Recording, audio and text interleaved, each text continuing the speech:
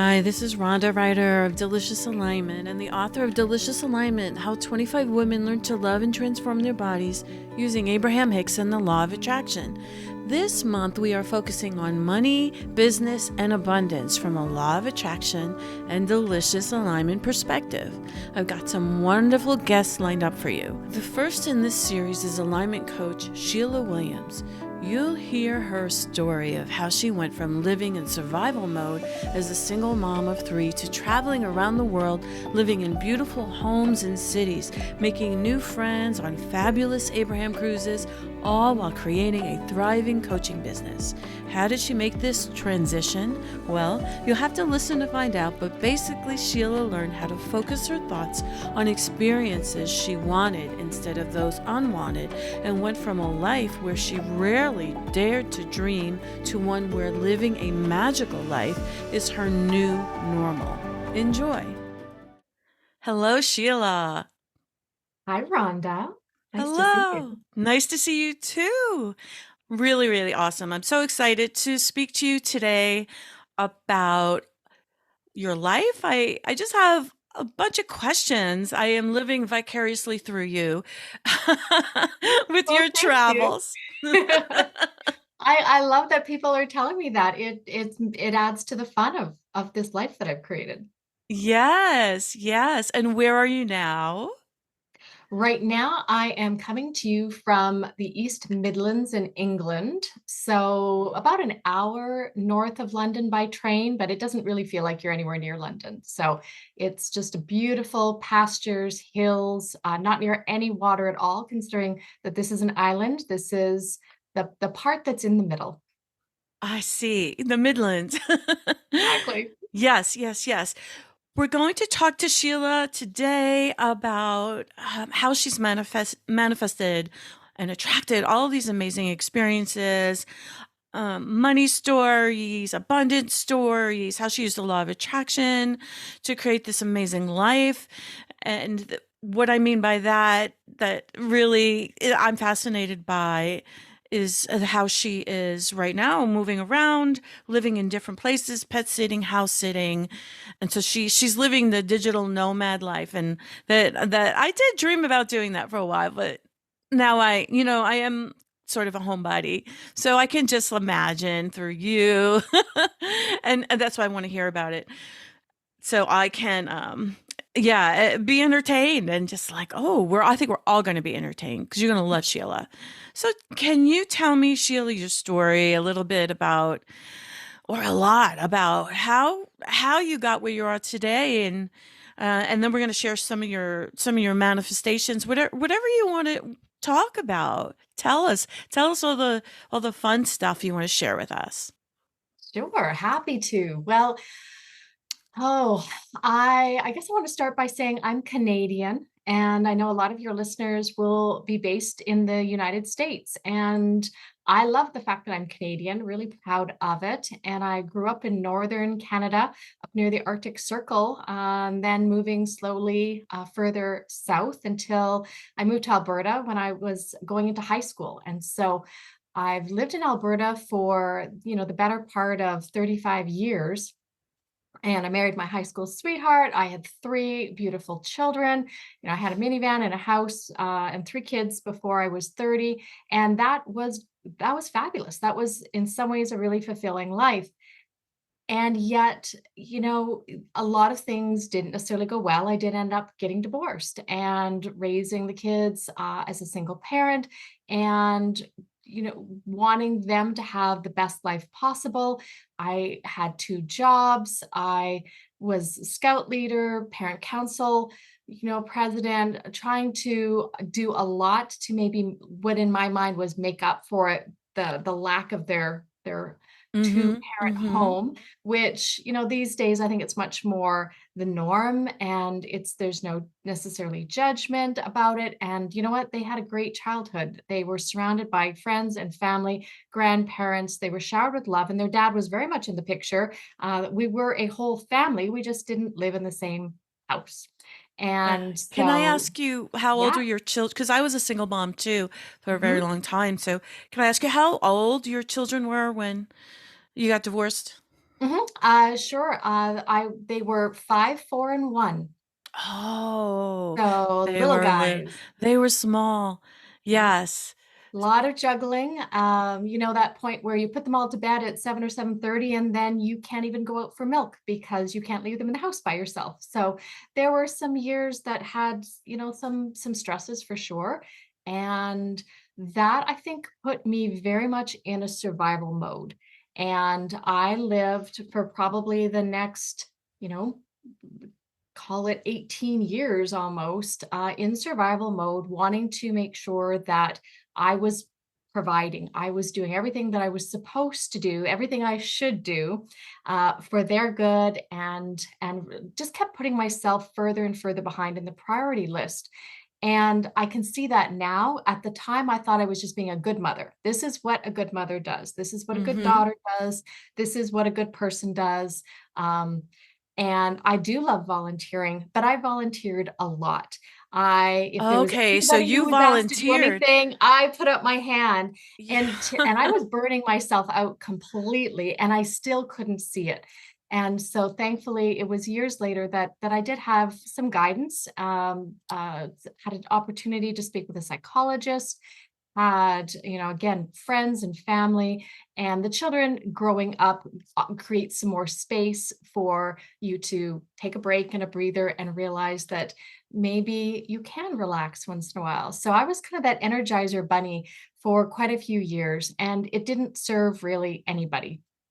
So that's going way, way back. So jump forward some of those years, and I would say probably 2016. So my youngest son was 16 at that point. My oldest son was already out of the house. My kids were all very independent. I was as well.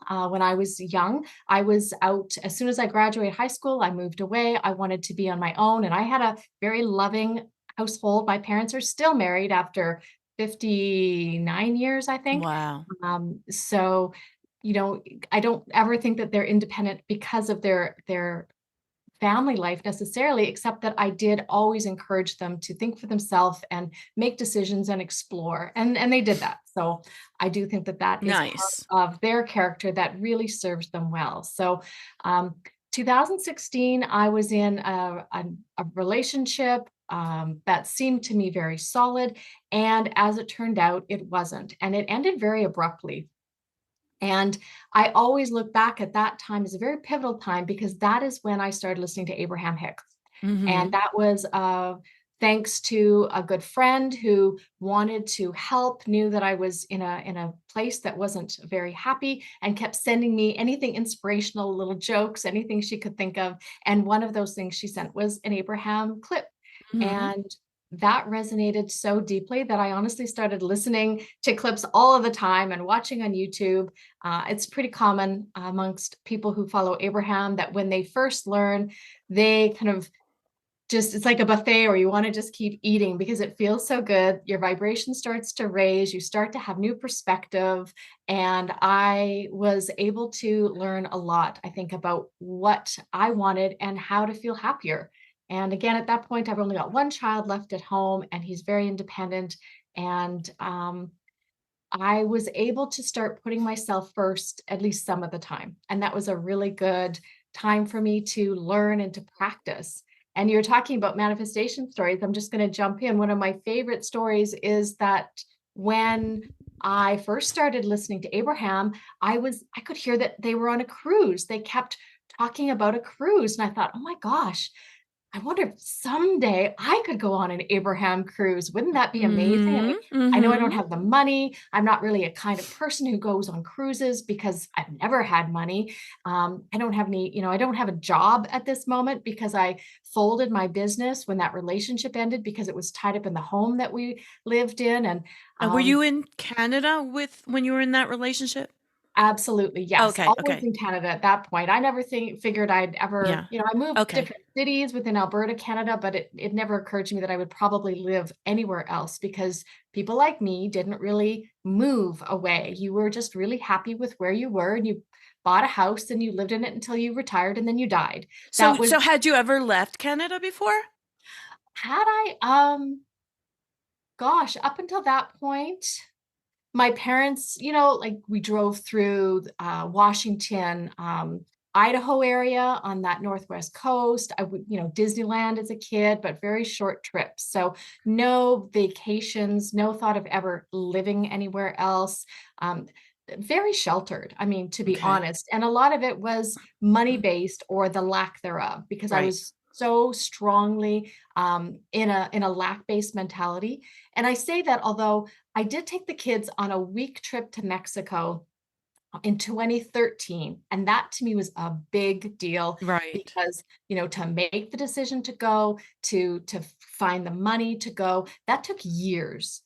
And I won't lie to you, it actually took years to make those decisions because I felt so insecure about traveling independently with them. What if something went wrong? Everything was always from the mindset of, but what if something goes wrong? What will I do? Mhm. You know, Mhm. what about the medical health care? What about this? What about that? Um, and it was paralyzing. It was Mhm. absolutely paralyzing Mhm. to live like that. So, sadly, I'm sure some of that did go on the children, but you know what? It just gave them more reasons to explore for themselves and find out for themselves how it could be different. I have to trust Right. that And because, when you we know, when we know better, we do better. We just that's I mean, it. we keep evolving, so what can we do? We can't like go back and relive it and do it over when we know better, or maybe we could go to a parallel universe and actually do that. But as of right now, yes, it's Yeah, like, as of right now, I'm a typical parent who looks back sometimes and thinks, I kind of wish I'd done that differently. And then from this moment, I can say, do you know what? If that in any way didn't feel good for them, it allowed them to create a desire for something different. And in fact, that may have done them even more good. So I don't hmm hold a lot of guilt. I don't stay awake no, at night for sure with that. But I do. There are times I wish, like, oh, we could have traveled more. We could have had more fun. Maybe I would have had some credit card debt, but we've had these experiences. Like I could have made those decisions, but I didn't. And so that's right. okay. And I am at peace with that for sure. But so with that cruise, I honestly, I just had the going back now to 2016, I had the inspiration one day of I'm going to look up to see the website just to see what cruises they have. And again, that was Is the this Abraham this was cruises? the Abraham cruise. Okay. How bold it would be to, you know, again, not working, relationships just ended. How would I possibly go on a cruise? But I thought, I'm just going to take a look. I just want to see what hmm there is. And there was, that was in the fall. And so the next one was going to be in the spring in the Caribbean. And that kind of got me excited. It almost lit a hmm little fire of like a seed of a spark of potential that was out there. And I don't even remember how long it was, but I don't even think it was that long. It was maybe a week or two, and I had booked the cruise for myself to go that Yeah. following March. And it was right around my birthday. And I remember announcing it. I went up for dinner with my parents and I said, guess what? I got myself a birthday present. And they said, ooh, what will that be? And thinking probably something small. And I Yes. said, I'm going to go on a cruise by myself. Ah, And they were very happy for me because good. they knew that that would feel good for me. hmm And it was an amazing experience, full of serendipities and ease of travel. Even though I had a lot of resistance, again, those old insecurities, I probably hmm repacked my bag 20 times hmm because I only wanted to bring a carry-on. Because Rhonda, what if they lost my bag? How would I get on a Mm. cruise ship if they lost my bag? I Uh-huh. spent hours worried about what if my bag got lost. Can you Yeah. imagine, you know, from where we are now, We're how much yeah, we're how energy far we've come. Yeah. I I wasted know. so much energy. And I just want everyone to know that Sheila is the queen of cruising now. Oh, She yeah. goes on so many Abraham cruises. I don't know if you go on other types of cruises, but seems like Mhm. she has been on so many. So I'm looking forward to hear more about that. So this is fascinating. I never knew all this. Please Well, continue. I mean, I won't maybe another day we could talk about that cruise and all the amazing things that happened. But for me, it was a pivotal moment because at that point, of course, I'd been listening to Abraham for almost a year consistently. I had lost about 50 pounds. I looked so much younger because I felt so much happier. I was more Mhm. aligned. I I did have a job. In fact, I'd manifested 2 jobs in that time. As I said, I had not had a job when I booked the cruise, and I was able to get one soon after that. It was the only one I'd applied for that I was excited about because I kept applying for jobs that even as pressed send on the cover letter and the resume, I thought, "Oh, I hope I don't get that job. I don't want that job." And, like, again, that split energy, that these words I have now, I didn't know at the time, but thank goodness I didn't, and of course I didn't. The only job that lit me up even a little bit, I did get, and I loved it. It was because I used to be a teacher. I missed that part, but I was a teacher. This was going into schools, teaching school bus safety, and I got to drive all around within a 5-hour Alberta kind of time distance zone, beautiful fall weather. I had freedom in my time. It was fun to do it. I was really good at it. Were you And driving the again, school bus? no, I all Oh, I had okay. to do was go in and do I had a little presentation, and I had a puppet that I did as like a ventriloquist for the little kids, and the big Uh-huh. I had a lot of games, and it was the first time in a really long time that I felt free and joy and driving along in the early mornings, just feeling so good and easy and going and having fun, dipping into this classroom and then that classroom, teaching and bantering with the kids and feeling the lightness and the humor that's there when you're not the everyday teacher who has to Mhm. be responsible for everything. And driving home early because of course I'm working school hours now. So basically 9 to 3, I was there to spend a lot of time with my son who was still in high school and time for myself. It really opened up my mind to the possibilities that you can have a job that feels fun, that gives you flexibility with your time, freedom. I loved it. I absolutely loved it. Mhm. Unfortunately, it was seasonal because by the time the winter set in November, you couldn't be doing the evacuation, drills outside anymore. It was really meant to be for the beginning of the school year so that the children learned the school bus safety. So, that being said, I did get the next job that I applied for that I lit up about. The timing was perfect from when one ended to the other, and there was so much freedom and flexibility in that job. It really did start that train, that momentum. And it was so much fun because I actually got the next job that I applied for. Again, the one I was smarter this time. I only applied for jobs that I was excited about, and I got it. Timing was perfect from the end of one to when it started. And it was right near my home. So I could drive to work in about 5 minutes and freedom of time. Again, flexibility in the scheduling. There was lots of variety. I was working with children again, which I Mhm. love to do. Mm. And I got to take them on field trips. There was just so much time outside, which was really important to me. Like all of the pieces were falling into place, and I was learning that I could actually curate the job that I wanted. I could think about what do I want? Why do I want it? And allow it to come to me as opposed to feeling as if I needed to squish myself in a box, a job that doesn't feel good just to pay the bills.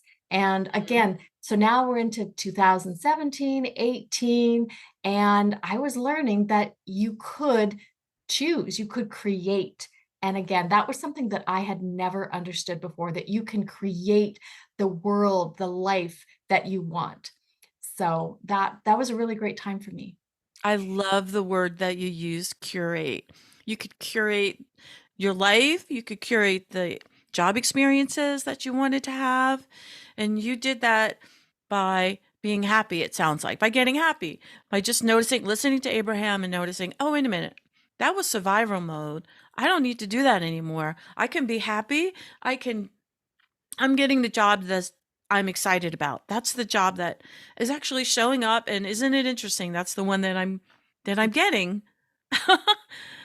Awesome. And what would you say to someone who's thinking right now, well, that's great for Sheila, but that's not working for me. What would you say to them?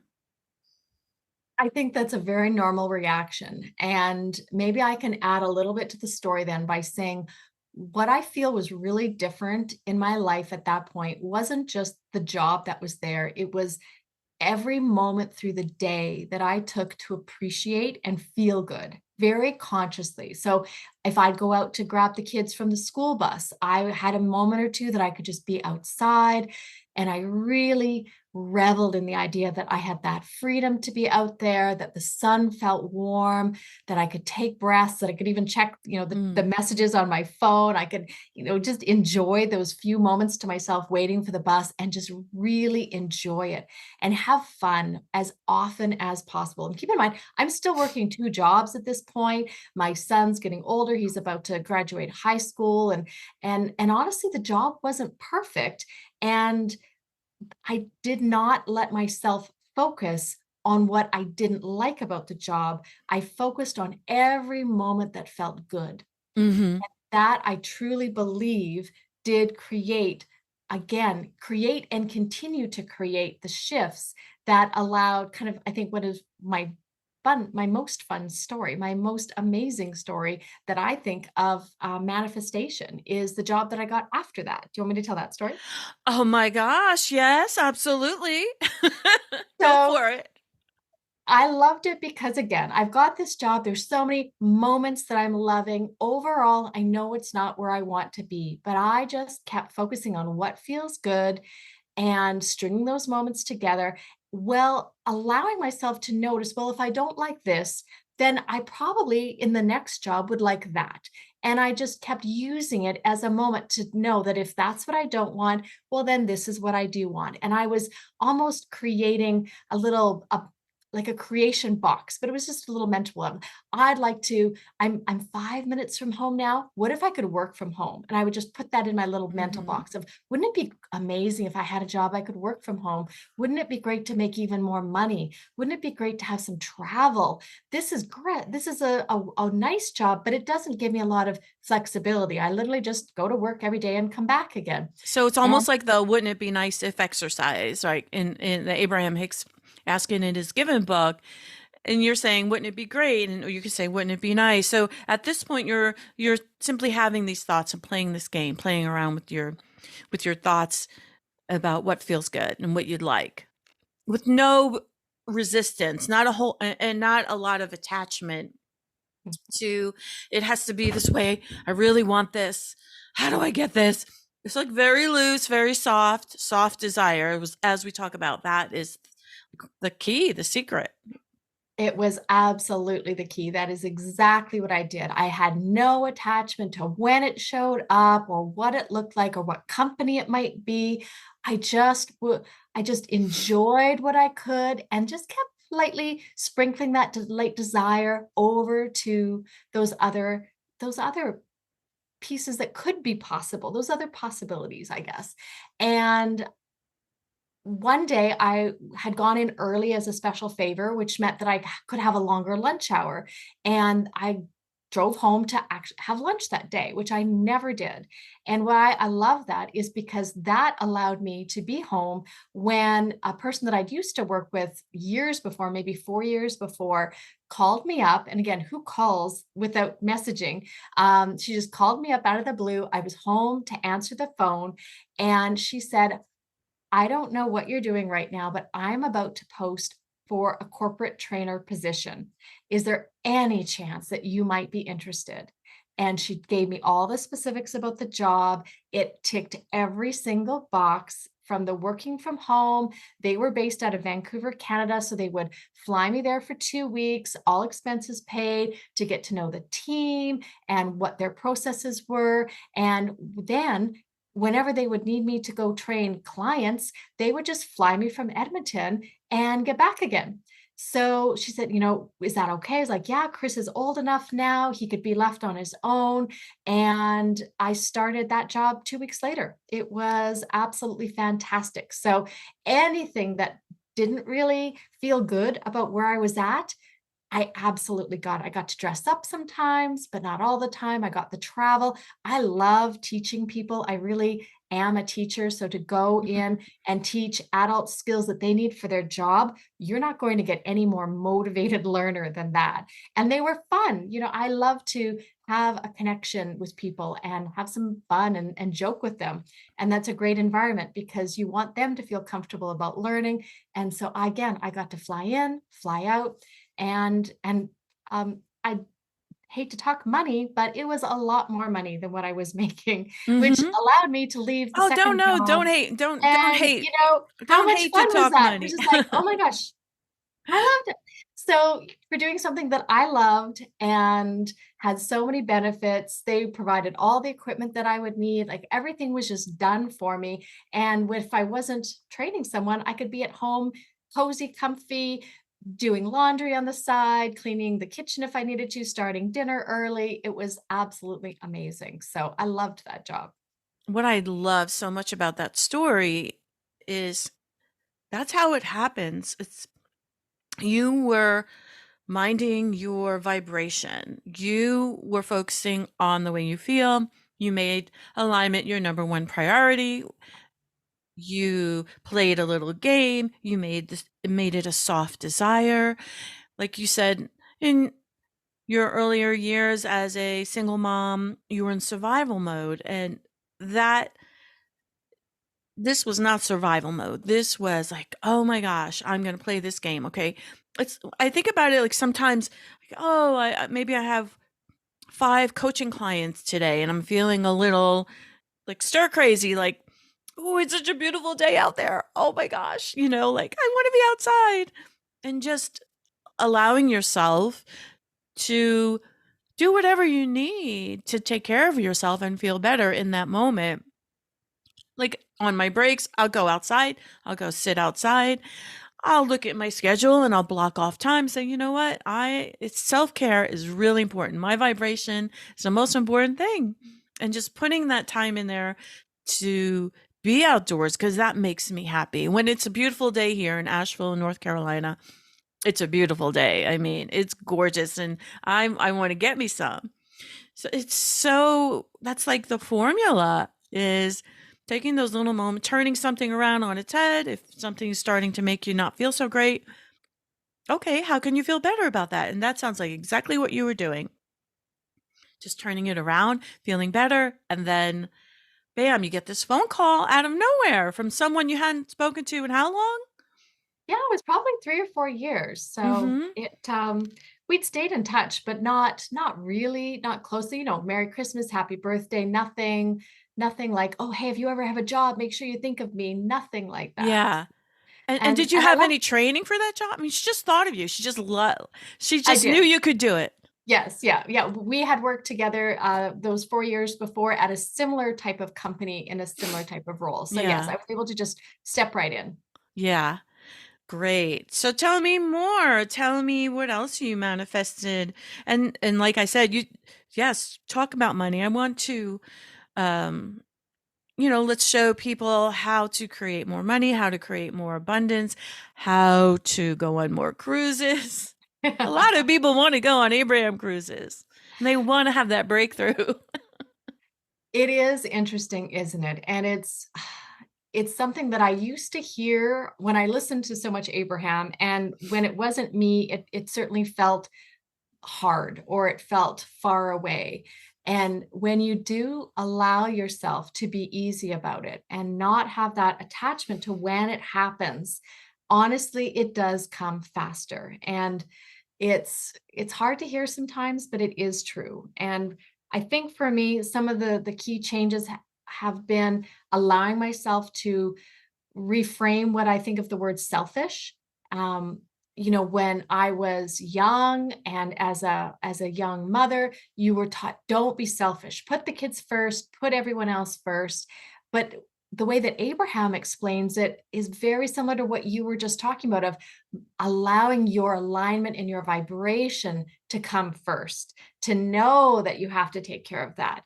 And then you have Mhm. you have a better version of you to offer to others, because I do love to be in service to people, and I do love to be that helpful friend or the helpful neighbor, but there's no question that you want to do it from that place of feeling full up yourself. And when you allow yourself to get completely depleted, what you have to offer, it's not going to be your best anyway. And so that has made a difference. And um, I love that we share so many of the same ways of living, of taking those moments, sometimes just to stop, close your eyes, take the 3 deep breaths. Mhm. I often listen to Sarah Landon, who talks about Mhm. moving from her head down to her heart. That can feel really grounding if you just do have a few moments. Um, Going outside is my absolute happy place, and I make sure to put a walk in my schedule or something and make time for it. Whereas before I would always put it off as maybe the last thing, and then it would be too late and I wouldn't get to do it. And that doesn't feel good in your body, and it sets up a pattern of putting yourself last. And what we Mhm. want is to understand that we can put ourselves first. We can put feeling good first. And when more things start to flow to us that feel good, it just starts to, all that evidence helps the momentum move along. So Yeah. I have been on 7 Abraham cruises. Again, I am someone who thought I might never go on a cruise. I remember my very first European cruise that I took with them. I thought, "Oh my gosh, I've never been to Europe before. I'll probably never go again. I better make sure to see as much as I can at every single stop." And of course, that's not true. I've been on 2 others since then, and I've lived in Europe. So this has all happened within the span of 5 years. And I think that that's meaningful. Um, because I've allowed it, and it's been small steps. There's been maybe some power boosts along the way, and that comes from attending the cruises or different workshops, being surrounding myself with people who are like-minded that I can have these fun conversations with, being part of coaching groups, the Sarah Landon community. I know a lot of great people in there. They're surrounding yourself with these communities that feel good, I think is the key. Great. Absolutely.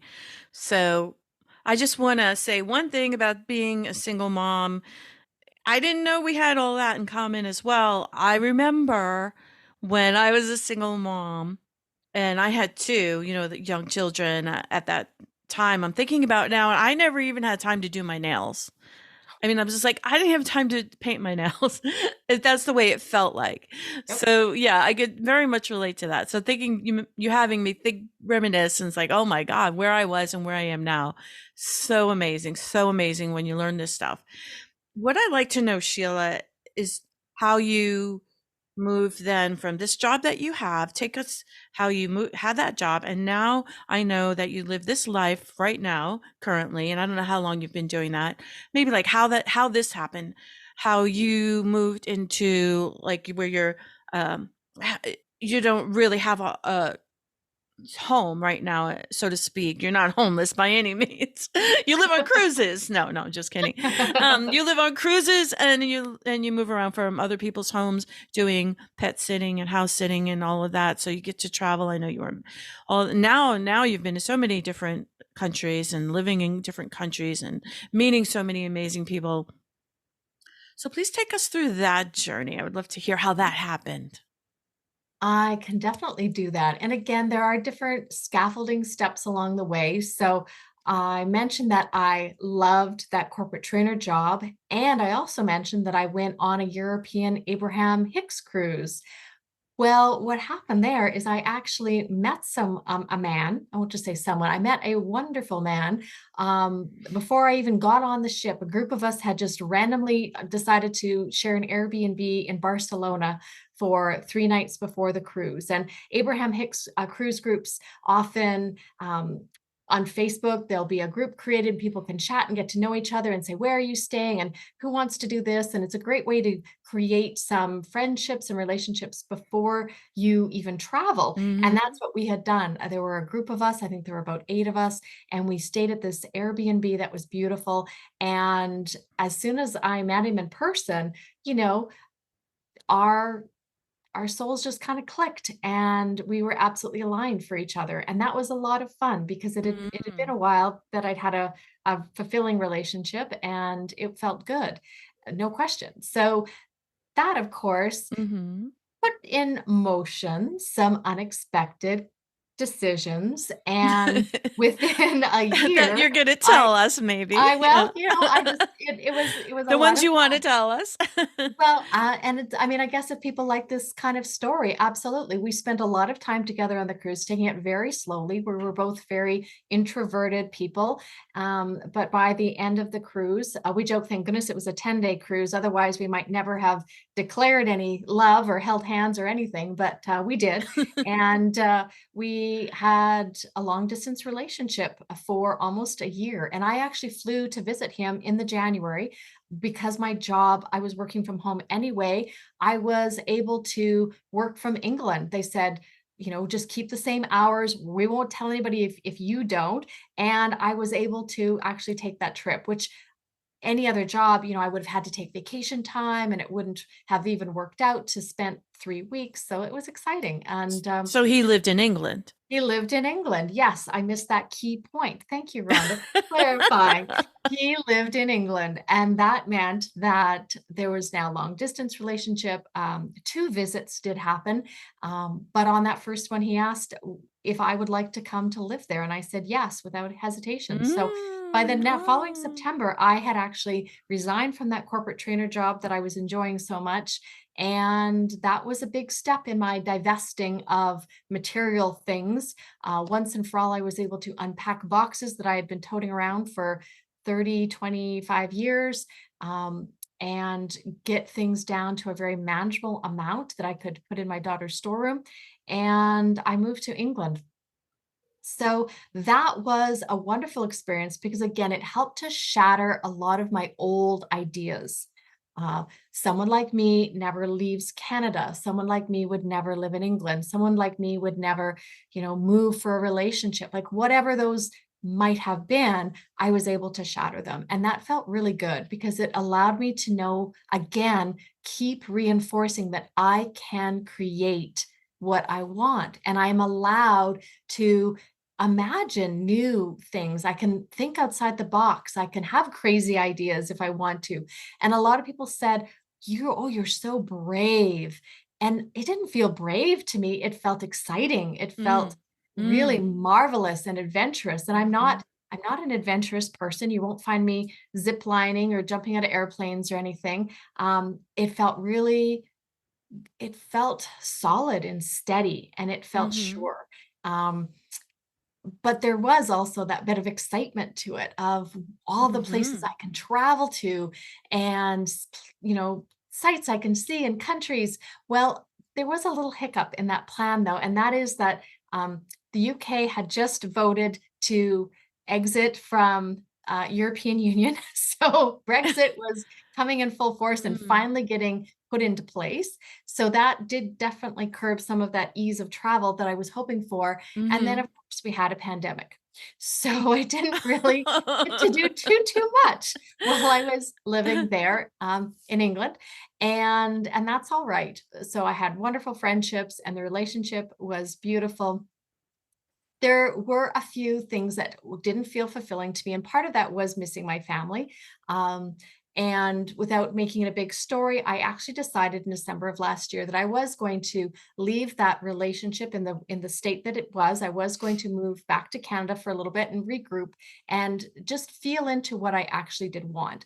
Um, the pandemic, I think, raised a lot of questions for a lot of people, and one that came up for me was, what do I want now? Mhm. I mean, my son moved out of the house just as I moved, so I had never lived on my own, um, Mm. ever really. I mean, Mhm. university for a few months, but you always had a roommate. You didn't appreciate it for sure at that point. So I knew that I really wanted to explore where am I at now and what do I want? And I'm happy to say that that beautiful man and I still talk every single day. We are in communication. We see each other now that I'm actually staying nearby. That was not a bad experience. That was simply me learning how to ask myself questions about what do I want to grow? Where do I want to grow? And he loving me enough to allow me to do what was needed for me to Mhm. experience that growth. So I love him very much. I simply knew that I wanted to be able to explore a little bit more than what Mhm. I was able to within, a relationship in that way. So that was a very long story, maybe, but it did get me back to Canada and it got me to wondering, and again, very lightly wondering, what does life look like now? I know that I still want to travel. I know that I don't want to just come and rent or buy a house in Edmonton, Alberta and pick up right where I left off. And I knew people who were part of a website that offered pet sitting. And enough people, you know how you sometimes need to hear things more than once. By Yeah. the time I heard it by the third person, I thought, I could do that, couldn't I? Mhm. Which again, I think is part of the fun process of Mhm. wondering, could I do that? Yes, I Mhm. could do that. Do I want to do that? Mhm. Is it exciting? Does it Yeah, light me up? You could tell right away. I can tell right away by looking at your face. It lights you up. it was a really fun opportunity to notice. I could try that out. Why wouldn't I try that out? And so I did sign up. And so let's maybe fast forward to today. Yes, for the last 11 months, I have been living nomadically. I haven't had a home base. I do have a wonderful daughter who has a spare bedroom, and my parents have a spare bedroom. So I know I will never be without somewhere to lay my head. Um, but I have very much enjoyed having the variety of being able to choose where to go, for how long, what type of pets do I want to be with. There are times when I don't do pet sitting, when maybe I stay at an Airbnb or go on an Abraham cruise. Mhm. There have been some lovely friends who have offered couches. I try not to do that too much because I don't want to impose on people, but you know, there's been a chain of journeys through the whole year. And one of the really fun things that I did, I had a notification from Google Maps that, oh, your summary is ready. And I have my location on my phone. I don't recommend that to everyone, but I do have it because it helps me always. I'm always using Google Maps when I'm traveling, Mhm. constantly. So I want to make sure that it knows where I am. And I scrolled through for probably a full minute because, of course, it lists every town, every city that you've been. And that was so much fun to look Oh, back wow. and see, like, place name after place name going all the way back to last winter, and that felt really fulfilling. Wow. That's amazing. I love it. I love that lifestyle. It sounds so wonderful. I think I would enjoy it. I have my dad here, my husband, and my daughter lives here, but what? Like I said, living vicariously through you. Yeah. And you know what? If it was really, really calling me, I'd talk to my husband and maybe we'd figure out how to do it. Yeah. What's calling me is some different things, but it still sounds so cool, so exciting. So do they I just have to ask, do they pay you these pet sitting or you're going and staying there for basically free because you're trading. I'm here taking care of your pet. So some pay and some don't. Just It's a great curious. question, and people often do ask. There are sites that do have a payment for the pet sitter. The one that I'm on is, if I can say it, Trusted House Sitters. They do not pay. It is the exchange. And Yeah. honestly, I really enjoy that exchange. Mhm. It feels good to me. I someday I suppose it might feel really good to get money, but for right now, it feels like a gift that it Yes. allows me that freedom to be traveling and to pick and choose so freely. So I don't have any wobbles at all about the fact that I don't get paid for it. I feel really lucky to be in beautiful homes Yes. and and be able to treat this like my home. And where I am right now, I mean, honestly, Rhonda, it's pretty crazy, but every place I've been in has been at least $1 million. And Mm. they're not all fancy, but sometimes it's the location right across from the Mhm. beach, or in this, they're resort towns, or this town is not a resort town. However, the house is quite large. It's really well built. It's got a gorgeous garden lot and a hot tub. Like everywhere I've been has been really enjoyable. And I sometimes I'll just giggle about that because I think, well, if I were renting a place and living somewhere permanently, I wouldn't be in a home like this. I would be, Mhm. maybe in a little condo or something. And how much fun is it that I get to be in a beautiful home, Oh my gosh. often Yeah. near amazing attractions or, whatever all the extras might be. So it's pretty fun. Yeah. Yeah, I'm gonna just ask one more question about this and then move on because obviously I could ask so many. We could talk about this for an hour. Um, because I wanna know more about what you're doing now and your work, as we're wrapping up. But I just have to know, so do you do you get to use their car or you don't need cars, you're in cities? Again, a great question. And the answer is it varies. So Mhm. sometimes I have had access to people's cars, which has been fantastic. Except maybe the time in France when it was a right-hand drive because they were British people who had moved to France. So they kept their car. So the steering wheel was on the right-hand side. It was a manual, so the gear shift was on the left. But Mm. in France, you drive on the other side. And Mhm. so as the driver, I was right near the edge of the road and having to shift with my left hand, which felt very awkward. Yeah. I won't lie to you.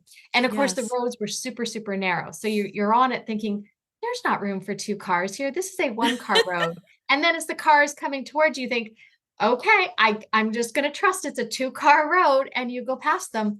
So it was fun, but not my favorite experience. Most places don't offer the car mainly because of insurance.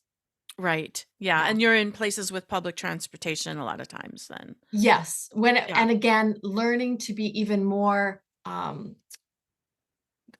more purposeful about that, making it more strategic.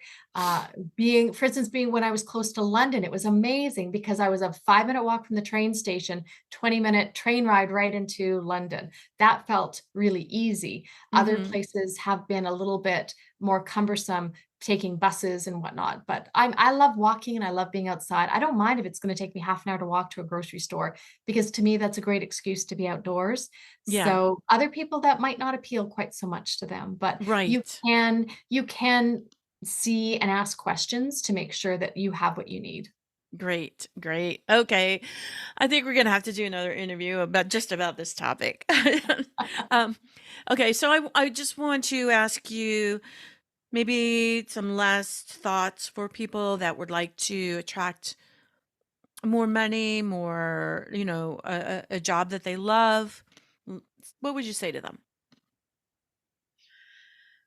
Oh, well, I think that's everyone, honestly, almost Right. everyone, and for good reason because we have Yeah. never been taught how to do it. We're told it's hard work. We're told work as hard as Mm. you can. I don't find that very effective, honestly. So Mm. the advice, if I were to give advice, would be to know where know what lights you up. Learn what lights you up. Allow yourself the opportunity to learn what lights you up. And that might be a hobby, it might be through your friends, it might be through books. And as you focus on things that light you up, you will create more momentum to bring more of that to you. So whatever that means. And I'm not saying that to create your perfect job, well, I like music, but I know I don't want to be a musician. That's okay. But the more you allow yourself to enjoy music, maybe as a hobby, it's really fun to see what shows up as a job that can sustain you financially that might be related to Mhm. music or that energy that you feel when you're enjoying the music. We don't have to understand all of the whys and make the lines go in a perfect straight line. And that's something that I've learned. I was very much a straight line person. Everything needed to be linear for me to understand and for Mhm. judge and gauge, how am I doing? Am I getting ahead or not? Um, the difference that I really notice these days is I allow it to be more of like a connect the dots picture. Like when you're a kid and you Mhm. start drawing from here to here to here to Mhm. here, and you're not really Mhm. sure what the picture is yet, but you're enjoying figuring out where that next number is that you're going to go and draw with your pencil. And slowly Yeah. that picture starts to emerge, and that's really satisfying as well. And that to me is the difference is can you enjoy or find something that lights you up within the experience you are right now? And Right. and if that's not within the people at your job, well, do you have a really comfortable chair? Is there a place that you love to go for a walk during your break? Like, what can you find? And focus on that as much as you can. And in your downtime, find things that light you up. I'll tell you, if I had to say one thing, it's allow yourself to be purposeful with the downtime. When you're Mhm. scrolling social media or you're allowing the Netflix show or whatever show, just play next one. You're just sitting there like a zombie and you think, oh, but I'm just chilling out. I just need to zone out. I'm relaxing. I would almost guarantee that you're not finding it fulfilling. And at the end of it, how do you feel? For Mhm. myself, I have done that. In fact, I did it over Christmas, and I kept noticing this actually doesn't feel very good. I thought I was giving myself this gift of downtime, but I don't feel good. I think I would have preferred to have been, going for a walk or maybe having a conversation with a friend or maybe playing with something, being creative in some way, even just making pictures on Canva or something, something that would have been more engaging and more fulfilling. Yeah. And it's almost like the empty calories when you eat the whole box of crackers and you think, "Oh, well, now I don't feel good." And I've done that too, and learning I like making new choices. I like being in touch with what feels better for me, and I like making those choices more often. And it's okay when I don't make them, and it's great that I'm aware, and it's great that I'm starting to make those choices faster and more consistently. Yeah. Well said, well said, well said. And I will add to that my own experience to echo what you're saying. I mean, I would have never dreamed if you would have told me, even 6 years ago, 5 years ago that I was going to be a coach and that I was going to write a book about food freedom and loving your body, I would have said, you were crazy. But I kept following the breadcrumbs. I kept following what was lighting up, not knowing what's on the other side of that. Like you're saying, connecting the dots. It's like this yellow brick road. Like, okay, now this lights up. Oh, this is exciting me. And this, I don't have to have it all figured out. It's just following, for me, I call it like the same thing. It sounds like you're saying is what's lighting up, what is exciting me right now, what is exciting me right now. And then here I am, I'm a coach, you're a coach. So tell us about what you do now, and how people can find you and all that good stuff. Absolutely. I, again, love that I've created a life where I can work remotely. That was really important to me when I did make that first move to England.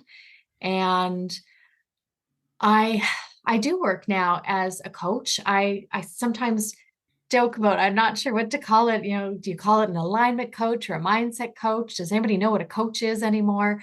It can mean so many things, but I do love working with people. And I believe that I can assist them. I don't offer advice. Even though I said a few things this time, in my sessions, I don't offer advice. What I love to do is help people to tune into their own inner guidance, offering them some skills as to how to tune in there. And through that, they can ask any question and receive any answer. And it often is, how do I get more money, a better job, more time freedom? How can I go on more cruises? And I think that the answers are always within us. Mm-hmm. And helping to guide people to find those answers for themselves is the best job I could have ever imagined. And I don't know, as you say, 10 years ago, would we have thought that these jobs even existed? Like that would Mm-hmm. have seemed really strange. So um, I do love it. I am practicing figuring out what feels best for me. Who do I love working with the most? I am Mm-hmm. starting to focus on working with real estate agents in particular because mindset is so critical to their success. Mm-hmm. Um, and they're a great client to have because they understand that it is important and the time and the investment do need to be made. And by making that, they can actually have more financial success and have the balance of more time for themselves and their family, because that's so often the that tipping point that you can only have one or the other. That's what they think. And I love holding that space, knowing that you can have absolutely anything that you want. Mm.